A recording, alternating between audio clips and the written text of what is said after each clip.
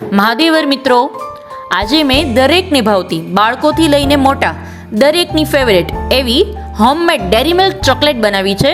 તો કઈ રીતે બને છે ચાલો આપણે જોઈ લઈએ. એ પહેલાં જો તમે મારી ચેનલને હજુ સુધી સબસ્ક્રાઈબ ન કરી હોય તો પહેલાં સબસ્ક્રાઈબ કરજો, બેલ આઇકન પર ક્લિક કરજો એટલે નવા વિડીયોની નોટિફિકેશન તમને મળતી રહે. અને હા, ફ્રેન્ડ્સને લાઇક ને શેર કરવાનું ના ભૂલતા. અને કમેન્ટ કરીને મને જરૂરથી કહેજો કે તમને આ ડેરી મિલ્ક ચોકલેટ કેવી લાગે છે. તો ચાલો બનાવીએ આજે આપણે ડેરી મિલ્ક ચોકલેટ.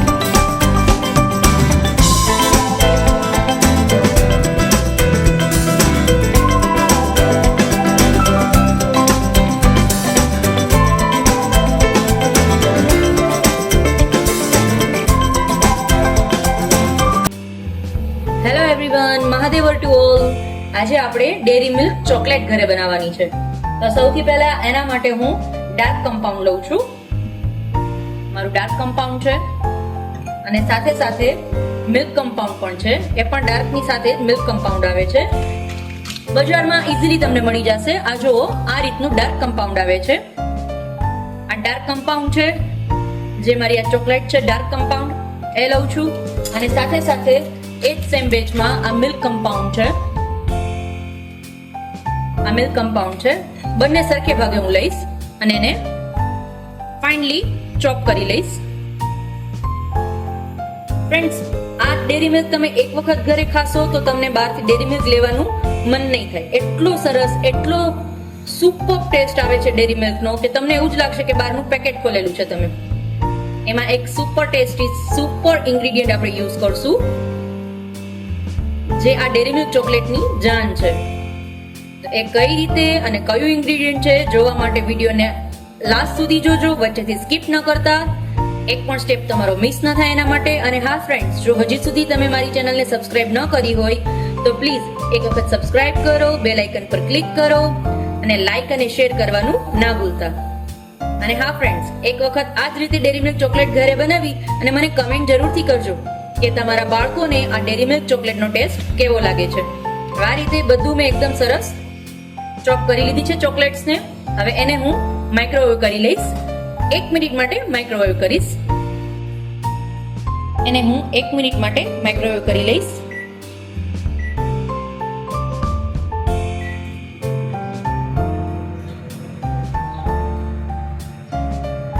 એકદમ સરસ ચોકલેટ મેલ્ટ થઈ જાય, આપણું જે ડાર્ક કમ્પાઉન્ડ આપણે લીધેલો છે એ મેલ્ટ થઈ જાય એટલે એની અંદર આપણું એક સિક્રેટ ઇન્ગ્રેડિયન્ટ, જેનાથી ડેરી મિલ્ક જેવો જ ટેસ્ટ આવશે, એ એડ કરશું અને પછી એને મોલ્ડની અંદર ફિલ કરશું, ડેરી મિલ્ક મોલ્ડની અંદર.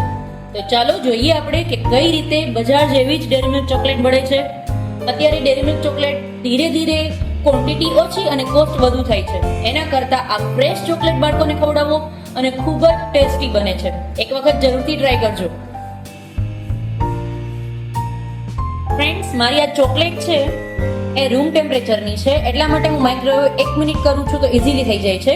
તમારે જો માઇક્રોવેવ, તમારી પાસે ઓવન નથી છતાં પણ તમારે ઘરે ચોકલેટ બનાવી છે તો તમે આ ચોકલેટને ડબલ બોઇલરની મદદથી પણ કરી શકો છો. તો ડબલ બોઇલરની મદદથી કઈ રીતે તમે મેલ્ટ કરશો એ પણ તમને આજે બતાવી દઈશ.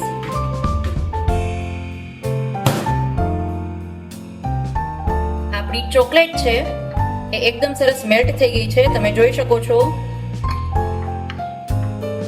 મેં 1 મિનિટ આને માઇક્રોવેવ કરેલું છે અને આપણી ચોકલેટ છે એ એકદમ સરસ રીતે મેલ્ટ થઈ ગઈ છે. બરાબર મિક્સ કરી લેશું.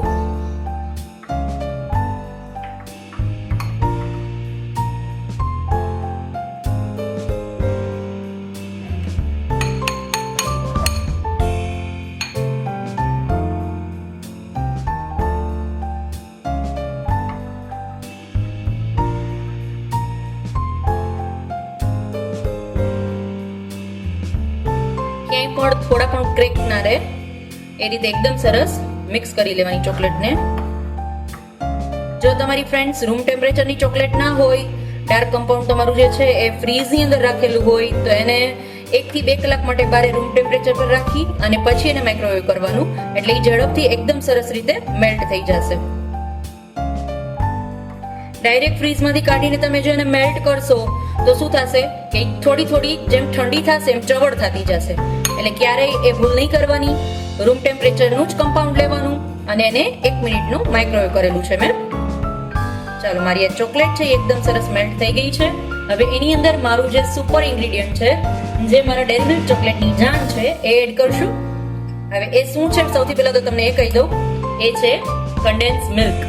આ મેં ઘરે જ કન્ડેન્સ મિલ્ક બનાવેલું છે. કઈ રીતે બનાવ્યું છે એ વિડીયોની લિંક ડિસ્ક્રિપ્શનમાં મેં આપેલી છે. જો તમે ઘરે જ કન્ડેન્સ મિલ્ક બનાવવા માંગતા હો તો કઈ રીતે બનાવવું, ડિસ્ક્રિપ્શનની અંદર મેં વિડીયોની લિંક આપેલી છે. એક વખત એ જરૂરથી ફોલો કરજો.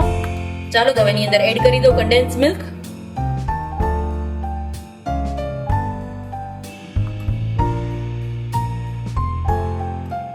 કન્ડેન્સ મિલ્ક એડ કર્યા પછી આ ચોકલેટની જાન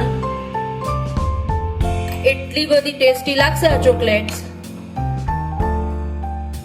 સુપર ડિલિશિયસ. બરાબર મિક્સ કરી લેવાનું.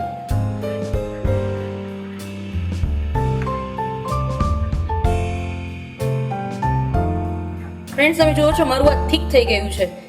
એનું કારણ એ છે કે મારું કન્ડેન્સ મિલ્ક છે જે ફ્રીજમાં રાખેલું હતું. તો તમે ક્યારેય એ ભૂલ ના કરશો. કન્ડેન્સ મિલ્કને પણ રૂમ ટેમ્પરેચરનું જ રાખવાનું.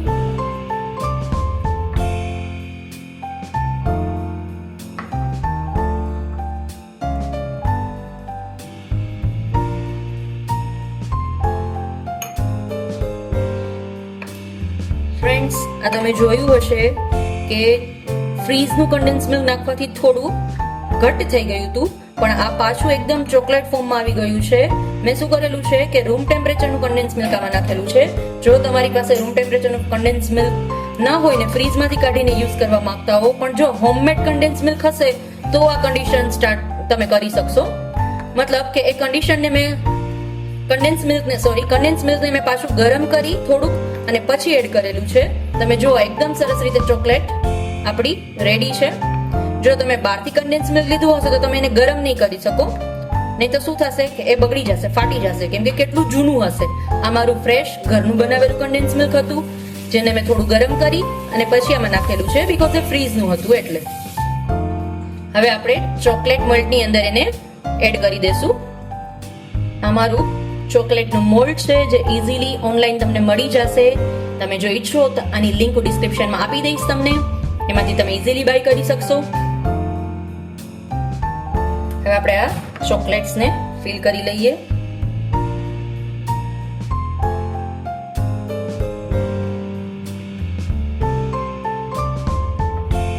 જો તમે ડ્રાયફ્રૂટ ઈચ્છતા હોવ, તમને ચોકલેટ ડ્રાયફ્રૂટ વાળી ભાવતી હોય તો તમે આમાં ડ્રાયફ્રૂટ પણ એડ કરી શકો છો. મને સ્પેશિયલી એમને જ ચોકલેટ ભાવે છે, એટલે આની અંદર ડ્રાયફ્રૂટ એડ નથી કરતી. પણ જો તમે ઈચ્છો તો આની અંદર ફાઇનલી ચોપ કરેલ ડ્રાયફ્રૂટ પણ એડ કરી શકો છો.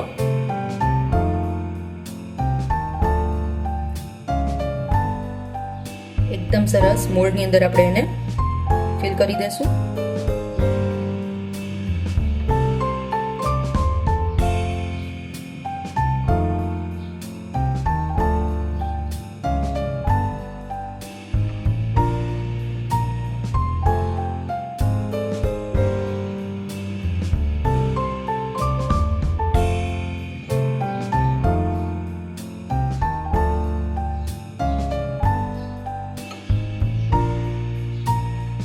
હવે આ મોલ્ડને હું 15 થી 20 મિનિટ માટે ફ્રીઝરની અંદર સેટ કરવા માટે મૂકી દઈશ, તાકી મારી ચોકલેટ છે એ બનીને રેડી થઈ જાય. 15 થી 20 મિનિટની અંદર ચોકલેટ તમારી છે એકદમ સરસ બનીને રેડી થઈ જશે.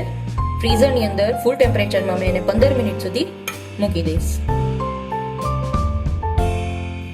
ત્યાં સુધીમાં આપણે બીજા શેપ પણ ફિલ કરી લઈએ. મારી પાસે અત્યારે આ સ્માઇલી ફેસ છે, એને પણ આપણે ફિલ કરશું. નાની નાની ચોકલેટ્સ બનશે જેમાંથી સ્માઇલી.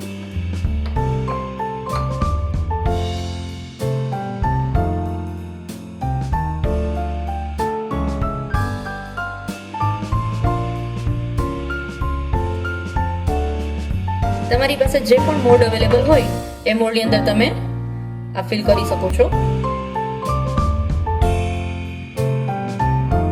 કન્ડેન્સ મિલ્કની અંદર કોઈ એનું પરફેક્ટ માપ નથી હોતું કે તમે આ ચોકલેટની અંદર આટલું એડ કરી શકો. તમને જેટલો ટેસ્ટ ભાવે મિલ્ક બેઝમાં એટલો ટેસ્ટ તમે એડ કરી શકો છો.